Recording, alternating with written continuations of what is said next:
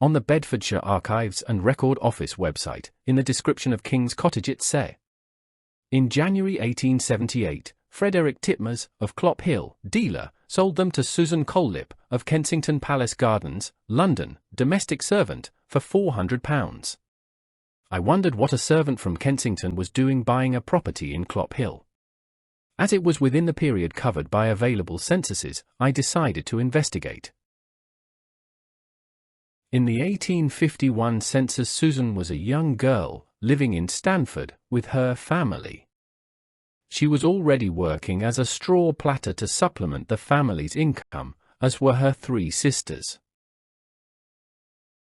In the 1861 census, the family had increased in size, but her father had died, leaving her mother, Elizabeth, as head of the family. Susan had left home, and was working as a servant in the house of the vicar of Southill. It was quite common for young girls to do this. In the 1871 census, Susan had moved to London, where she was a servant in a large house. This was rather a strange household.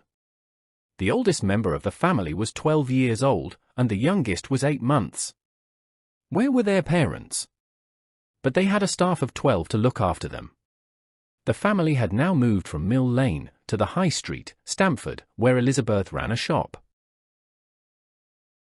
In the 1881 census, Susan's sister, Sarah, seems to have been running the shop in Clophill, which Susan had bought in 1878, whilst her brother, Frederick, was a baker. Susan was now working in a very large house in Kensington Palace Gardens, one of the most exclusive addresses in London, owned by Sir Thomas Lucas, who was created 1st Baronet Lucas, of Ashted Park, Surrey on the 25th of July, 1887.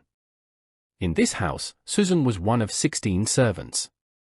It is in 1878 that she bought the property in Clophill. In the 1891 census, Susan was now in Clophill, running a grocery shop from her new property. Her elderly mother, Elizabeth, was living with her, as was her sister, Alice. The sisters were both spinsters.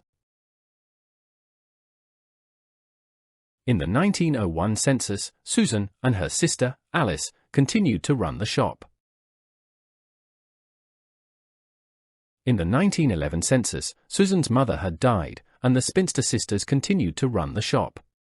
It is recorded that Susan Collip sold the premises to Maud Goddard of Clophill in 1919 for £600. So how did a servant girl end up with a shop? How did Susan get the money? Susan was working and living at 12A Kensington Palace Gardens when she bought the property in Clophill. There is a description of 12A Kensington Palace Gardens at British History Online. This house was erected in 1863-5 for Sir Samuel Morton Peto in the garden of No. 12 by Lucas Brothers, builders, a business started by Charles Lucas and Thomas Lucas. Their most famous building contract was the Royal Albert Hall.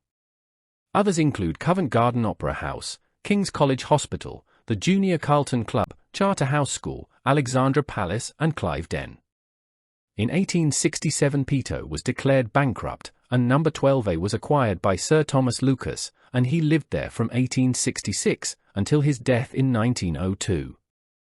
I was wondering if Susan had been left some money in Sir Thomas Lucas's will, but as he didn't die until 1902, that is not the answer. The house is now occupied by the Royal Nepalese Embassy. It remains a mystery.